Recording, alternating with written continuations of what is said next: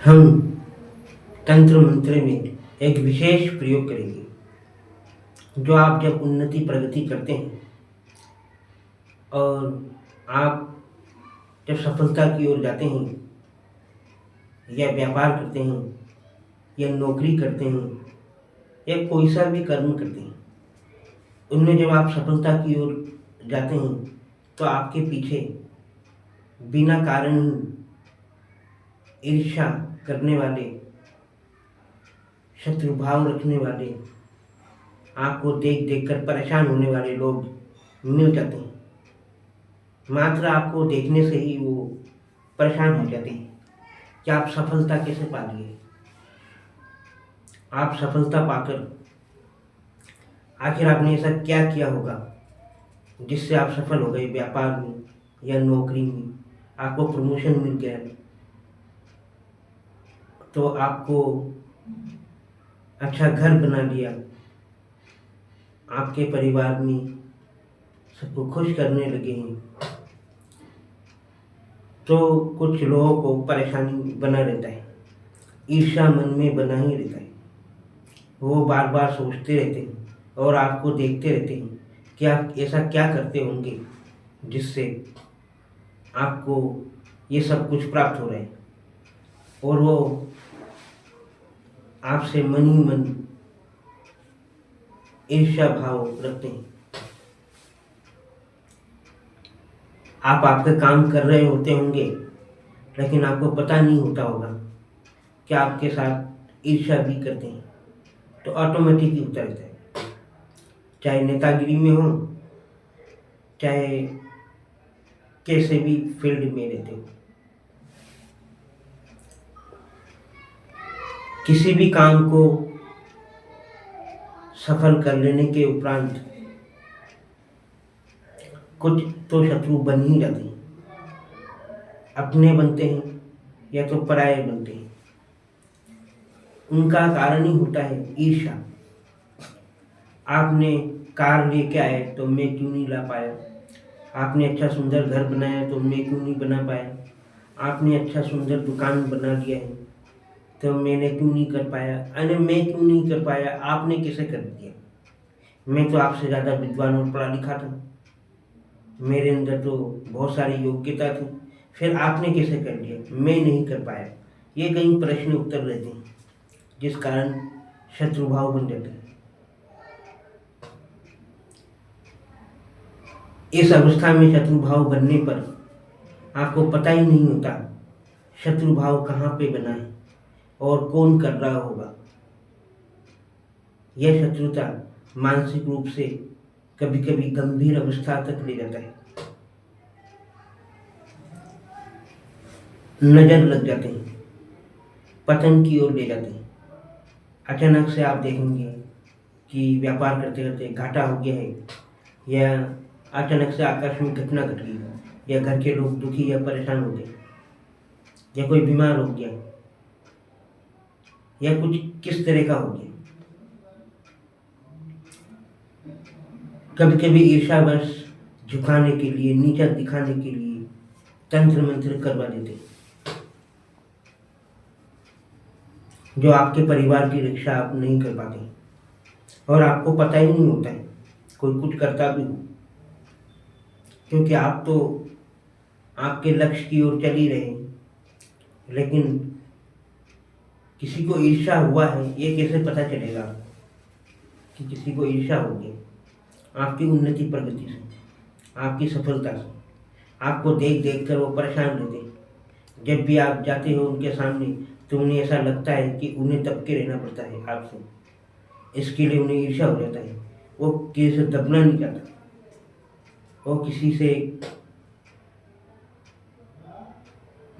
सम्मान नहीं देना चाहता किसी को, वो चाहता है उसकी सम्मान हो, वो किसी का सम्मान ना करे। यही अहंकार विनाश का कारण बना देता है और शत्रु भाव का जन्म कर देता है। सम्मान देंगे तो सम्मान मिलेगा, हम सम्मान देना नहीं चाहते तो सम्मान पाने की आशा कैसे कर सकते?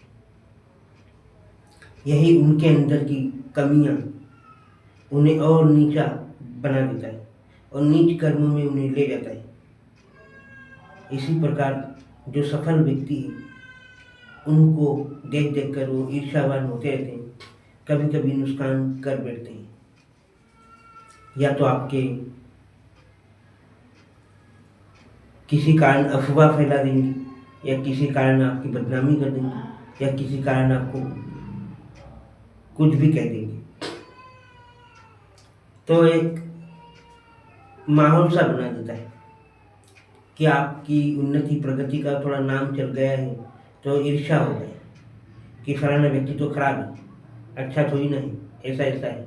कैसा भी करके आपको नीचा दिखाकर आपकी अपमान करना चाहते हैं। उनका ईर्ष्या ही उनका जीवन का कर्म बन गया है और वो इसको छोड़ नहीं सकते, क्योंकि वो अपने अंदर योग्यता प्राप्त करना नहीं चाहते। वो तो सिर्फ देख देख कर जगना ही सीखा है। योग्यता और अभ्यास और परिश्रम करना नहीं चाहते, और वो चाहते हैं बिना परिश्रम की सब कुछ उन्हें मिल जाए, और वो सफल भी होना चाहते हैं, कुछ ना करना पड़े, सब कुछ उन्हें प्राप्त हो जाए। तो इसी कारणवश ही शत्रु भाव बन जाते हैं। तो शत्रु जो बनते हैं, आप तो जानते नहीं कौन शत्रु होगा, तो आप छोटा सा एक प्रयोग कर सकते हैं जो हम आपको बता रहे हैं। लाल वस्त्र ले लीजिए, लाल आसन ले लीजिए, लाल मूंगे की माला ले लीजिए, जो 51-21 रुपये में बाजार में जाते हैं, या 100 रुपये में मिलता होगा। और एक सियार सिंगी ले लीजिए, दक्षिण दिशा मुखी बैठ जाइए, लाल बाजोट रखिए। बाजोट का मतलब एक लाल कपड़ा पटिया रखिए, उसके ऊपर लाल एक कपड़ा रखिए। उसके ऊपर आपको एक मुट्ठी उड़द रखना है। एक मुट्ठी उड़द रखने के बाद उसके नीचे आपको दिया लगानी है।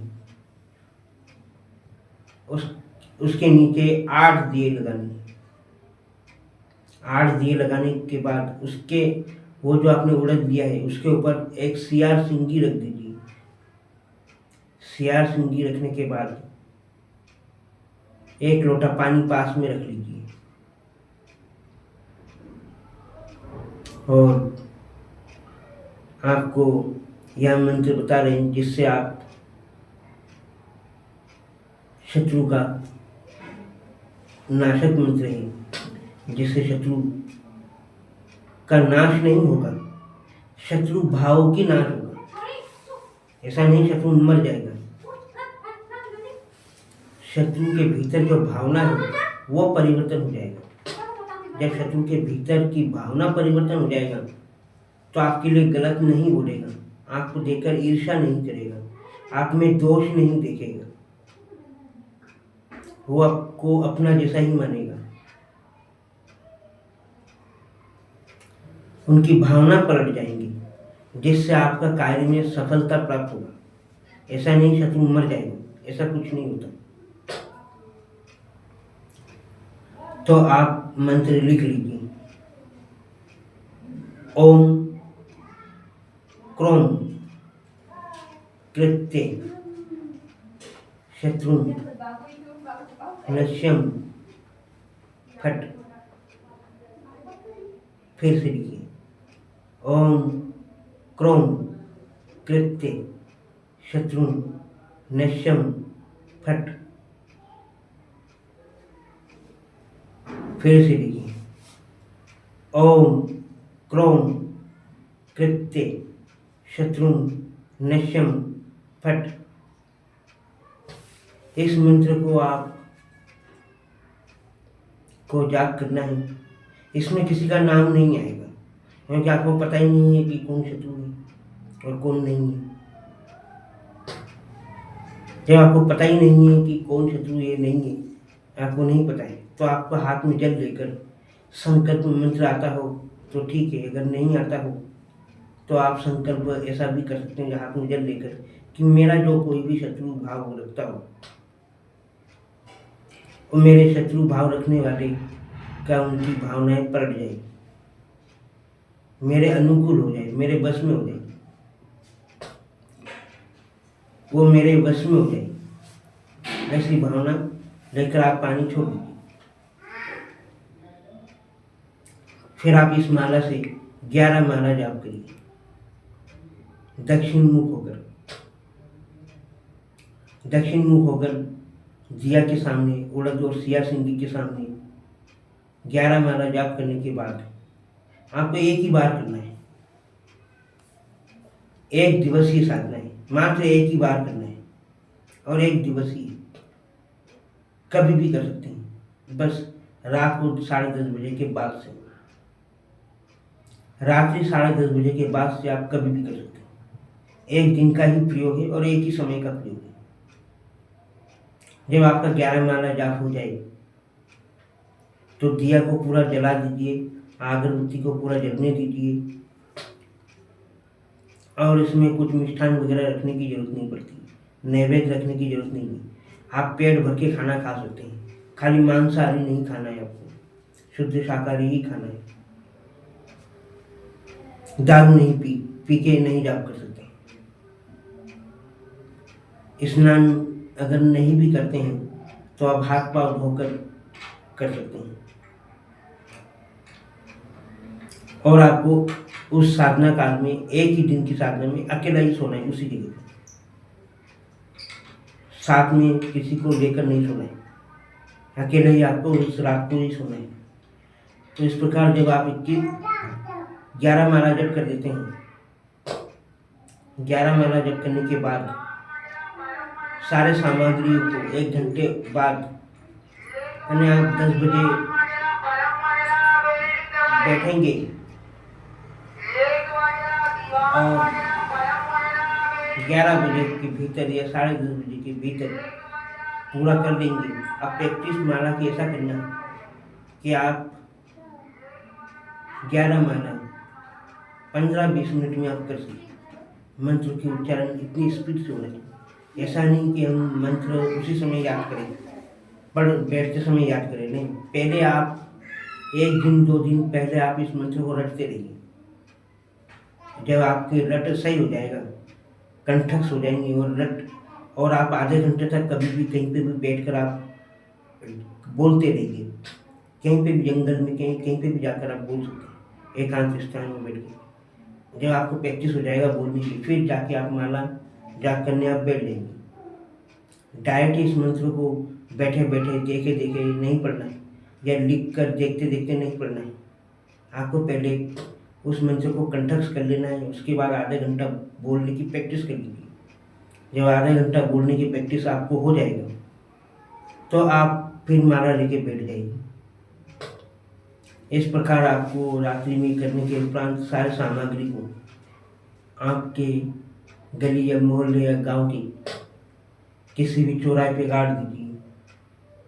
माला भी वहीं गाड़ दीजिए, माला सहित सियार सिंगी और वो उड़द सहित आपको गाड़ देना है।